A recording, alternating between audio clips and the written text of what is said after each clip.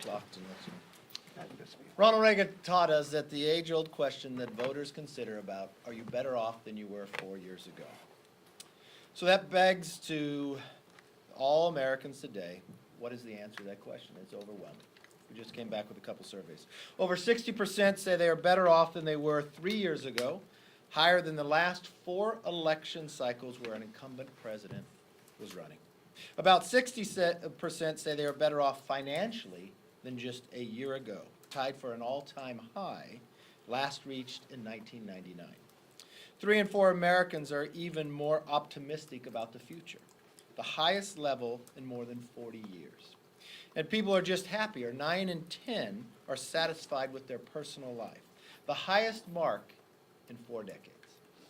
So as we look to these top lines, the work from this administration, the work about tax and others, has made our economy stronger, wages higher, and America happier. What's interesting to me, I watched the Democrats with Speaker Pelosi had to have an emergency meeting. What to do with an election coming and no agenda passed outside of impeachment. So they too held to their old beliefs, faked the facts because the economy is flourishing. Try to abide by lies about the economy to convince the media, to convince the American public that they are not doing better. But there are not all of them following along with this. We have Eric Swalwell, thinks if he can't impeach the president, he'll just impeach anybody else in the administration. That's a very sad moment in time of where we are, when 9 out of 10 Americans believe they're happy with their personal life. 60% they're better off financially than they were a year ago, and 60% say they are better off than they were 3 years ago. That's fabulous in the work that we've been doing. So let me stop there, open it up for questions, comments. Yes, ma'am. Leader McCarthy. So AG Barr, his role in this situation is coming before the House. As far as what the president did, do you think that the president should have sent that tweet, and is he interfering in a case involving a friend of his who is indicted for things relating to him? The answer to your question is no, the president is not interfering, because if you listen to the Department of Justice, they made the decision before the tweet ever went out. The Attorney General Barr is coming before the committee as well, but there's no issue. It's just like everything else that the Democrats went to play. They do not have facts. All they have is a mission to impeach, and this is all they continue to drive. When the rest of America would like to move on from their nightmares they put us through, and let's start working on issues that America cares most about. What about the Yes, sir. awards, though? If Democrats nominate a Democratic Socialist, Bernie Sanders, as their presidential nominee, will they lose the House? I don't know what that question lies. That lies with the American public. I think they're going to lose the House because they haven't accomplished anything. I think they're going to lose the House because they made a promise to the American public that they would be different, that they would work with the other side, that they would work on issues. And in the moment in time when they had an opportunity, they squandered it. They selected their committee chairs based upon impeachment. They focused their entire time based upon impeachment, and they failed. That's why there's an internal civil war, not just inside Congress itself. I mean, I talked to many Democrats who come to me who are very upset with the Speaker and with Adam Schiff. That Adam Schiff lied to them as well, started with the fruit from the poisonous tree, that it was a failure from the beginning.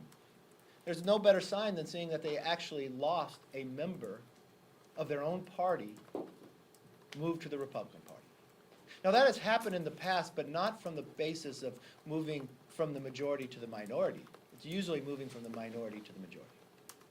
And so, yeah, that's a big indication of why they would lose, because they have not accomplished what they promised. They did not focus on it, and they lied to the American public. Now, Bernie Sanders, think about what would be his cabinet. AOC, Tlaib, Omar. They are those who are backing him. Those are ones who gave Bernie Sanders a rise in the polls. That's just another indication that this is not the Democratic Party we know of the past. This is a new socialist Democratic Party. And those aren't my words. That's what AOC calls herself. Same as Bernie Sanders. And that's probably where they're going to end up in the nomination.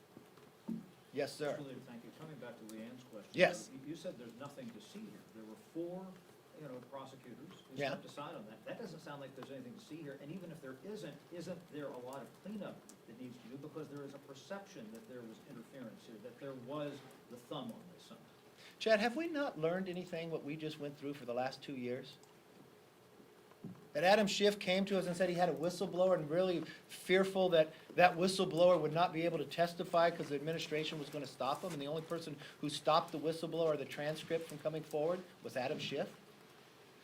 You have the Department of Justice clarify saying that they made the decision before any tweet went out. So you have no proof of any information, but what do you jump to? Have we not jumped these hurdles enough for the last 2 years? I mean, Eric Swalwell's already moving towards impeachment. How many times will they take us off this cliff? How many times will they fire before they ever aim or ever have the facts? We have found it time and again, the number of times they have lied and not have the facts before them. But do we have all the facts in this case? I mean, Do you we have the don't- Department of well, no, no. Justice comment? Let me just finish my Okay. question. We don't really know why these 4 prosecutors stepped aside. That's pretty strange. So I would argue that Do we you don't have have- the facts on that. Do you have the Attorney General coming before the committee? Yes. So why would you jump to a conclusion like Eric Swalwell for impeachment before you've heard anything about the Attorney General? But you have the answer from the Department of Justice that said the decision was made long before there was any tweet. But lo and behold, no one wants to trust that or believe that because you're going down the exact same path we have before. You can lie from the idea, you can just claim impeachment instead of listening to the facts and stop this nightmare that they've been trying to put us through. Listen, they promised the American public they would be different. Let's work on what America wants us to work on. Yes, ma'am. On the ERA, what is your stance on ratifying the Equal Rights Amendment? Mine is the exact same as Ruth Bader Ginsburg. She said it before, and she said it just at Georgetown the other day. If you want to move the Equal Rights Amendment, you have to start over, because the time has run out, it's constitutionally doesn't hold, so they have to begin again. That's what Ruth Bader Ginsburg said as a Supreme Court justice, and that's what I believe. Thank you all very much. That's a first for sure.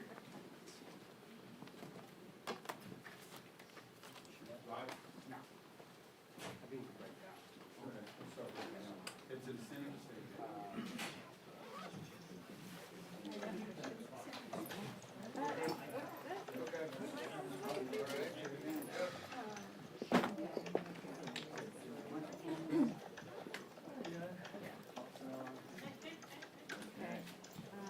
Ladies. For Studio A. Oh, no, it's fine. Oh, you're welcome. All right.